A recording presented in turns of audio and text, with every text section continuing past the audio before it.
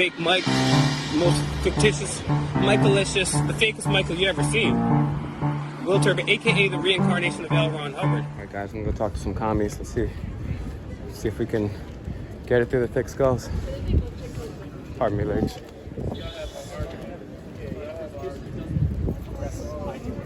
And I don't mean that in the sense of like, being naive. I mean like specifically history doesn't progress based on. How's it going? Good. I'm a full-fledged anarchist myself. Yeah, I don't think the government can fix anything. Not the government we have. That's why we have to create our own. Or we could destroy our own. Well, that's the goal also. We have to destroy the one that we have and replace it with a workers-run government, meaning, run by literally us, so that we know exactly what we want to do with our society and can structure it accordingly, as opposed to the Democrats and Republicans or whoever capitalist is in charge, thinking that they know, or like pretending that they know what we want, when in reality they're just lying and saying that they do because they want to do whatever they want for their own capitalist needs. So what would that look like? The workers, how does that work? Nobody should be able to tell you. Like, would there be votes? Like, how would the system work? The one by workers. We will have to resort to primitive democracy in terms of voting for everything, majority vote. Now, let me stop you before you continue, because once you're going to be tallying up, who tallies up the votes? Because that's very important right now, because if everyone's voting, we obviously need someone to look over the votes. Because if we have some voting, who do we pick? Do we pick a tiny elite people to pick the votes? How would that work? How would we check to make sure that the votes were real? Because, George Bush stole an election, you know what I'm saying? Well, I mean, once power is in the hands of the working class, no one is going to try to do anything sleazy. The point is I'm not trying to interrupt you, but what does that mean, the power is in the hands of the working class? Okay, so we're the working class. The working class is everyone. But I get what the working class is, but what do you mean when the power is in our hands? We're making decisions as a whole, and we're casting a majority. My problem with that, and I'm sorry to interrupt, but I want to stay on topic, because the thing is, that's what I'm trying to look for, the practical, pragmatic aspects. How do you get all the workers to come together as a whole? It's impossible. You can't get 330 million people to come together as a whole. People are always going to disagree on shit. You get what I'm saying? So you can't... Okay, well, it wouldn't be 330 million people. People would decide for their own community. So it's not like it'd be... So give me an example on a community level. This is what I'm looking for, is a example of how this would work in motion. So let's just say this is a community. It's 5 blocks. What happens next? How does the voting work? Who counts the votes? When are the elections? Yeah, you guys can say anything. What are you doing with your phone? I'm recording. Why? Because this is a public hearing. I'm trying to have a genuine, good faith conversation. I'm asking serious questions here. So that's a good question. Okay, cool. So the way that we could organize something democratically together as a community is fundamentally through workers' councils. So, like you mentioned, you're an anarchist, right? Yes, sir. Right.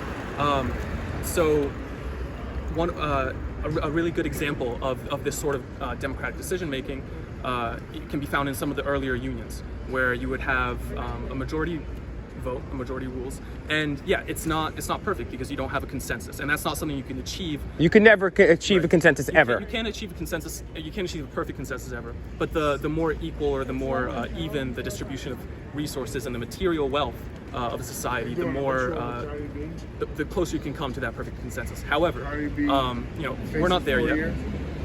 But the way that we can fundamentally do this is similar to what they had in Paris, for example. I was just talking to this gentleman over here about the Paris Commune. So you have local workers' councils organized and that come together through factory committees. So you go to work, and then while you're at work, it's like a union, a democratic union. But specifically, it's very important because we see this in unions today, where you have some higher ups who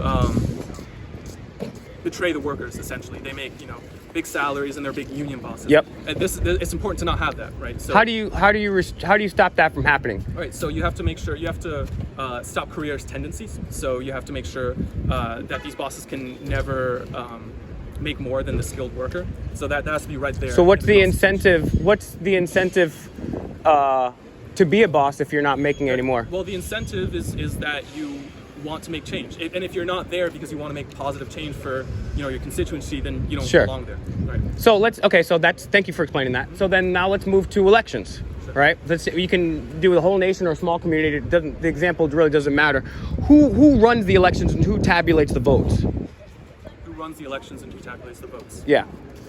Well, I imagine Because we can't all count the votes. So it would have to be a select group of people, right? Sure. Yeah. How do we trust those people? Again, that's what I was going back to. And I didn't mean to interrupt you. That's actually like one of my largest character flaws, interruption. But I want to make sure we don't move ahead to the next part of the thing because I'm specifically interested in how it works practically. That's what the mechanics. I should have been more specific in my question. My apologies. Practically, if we got to a point where we were all able to put in a common vote that actually counted for the well-being of our own interest, Yeah. then we can trust individuals to actually tally up those votes because it's for their best interest, their kids' best interest, and everyone else in the community's best interest. If we got to that point, that means that we had outsourced those who weren't,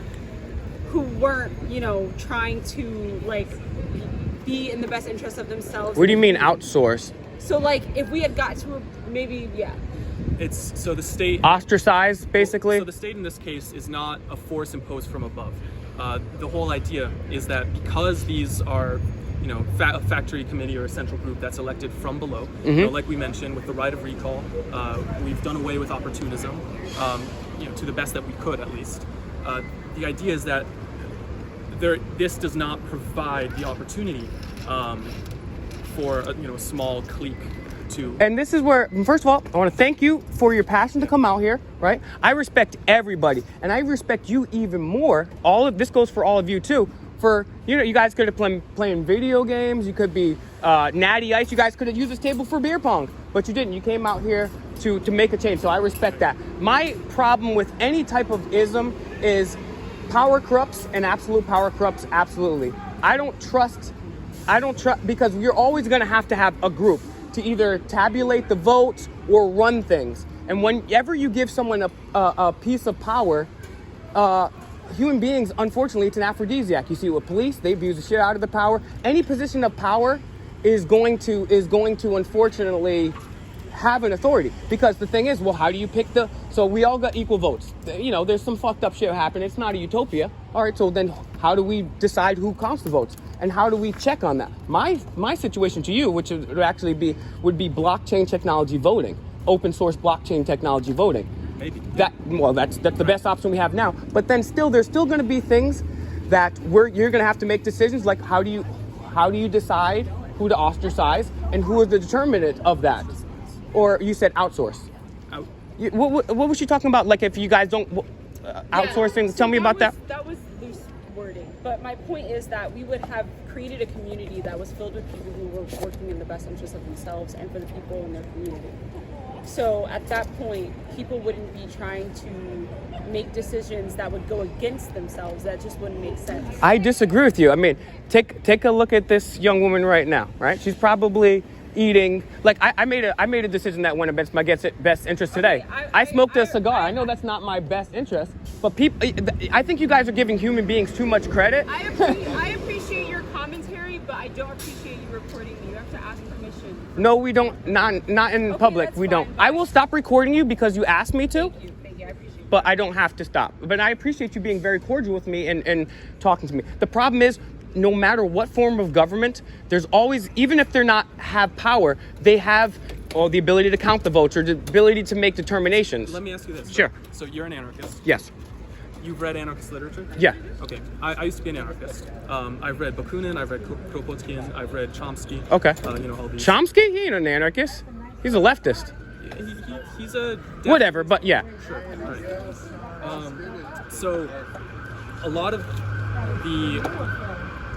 You mentioned that you're giving human beings too much credit, and I kind of question... Here's the thing. I'm going to boil my argument down to 2 seconds. I'm sorry. I'm getting excited because it's a good combo. So I want to make one more point. I won't film you. I want to make one more point. So the human nature argument, I don't find compelling. Firstly, because the idea that there is a set human nature, and I agree. There's the variations. Right, and it depends on our society. Yes.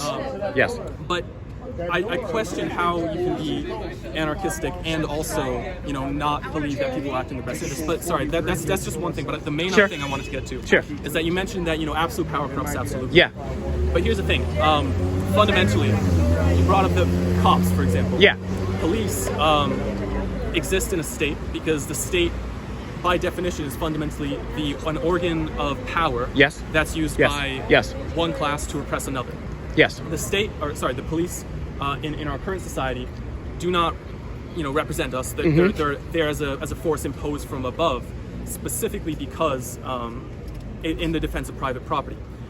In a system where there is no private property, in a system where you do not have an alien class imposing your ideas upon you, imposing their ideas upon you, the police cease to become a necessity. Now, that's not to say that in a socialist state you wouldn't have police, because if you didn't have police, you wouldn't have a state. The reason that we want and know that we need a state, at least temporarily, is Here's the biggest reason against a state, right? Are you selling that? yeah. Okay. What's the difference between a purchase and a theft? Consent. What's the difference between relationship sexually and rape? It's consent. Sure. I believe in consent. Yeah. Government, everything that any government will ever do is inherently non-consensual. It's non-consensual. It's and so Right. and that's the biggest problem. In terms of it is non-consensual to the class that is being oppressed. However, No government can ever be consensual. right. I'll see you later. It was a pleasure to meet you. know Here's what? the Yeah, point yeah. I wanted to leave you with. What's that? The point is the difference between a sale of two items and theft is consent. The difference between rape and intercourse is consent. Every government is inherently non-consensual, and I believe in consent. Could you have a card? I would love to interview you. I do a radio show and I have a YouTube channel. I would love to interview you. Do me a favor. Look, my name is on my shirt. It's Fake Mike Real News. I'm YouTube, Fake Mike Real News. Instagram, Fake Mike Real News. Take my number. Sure. Yeah, I'm gonna shut this off.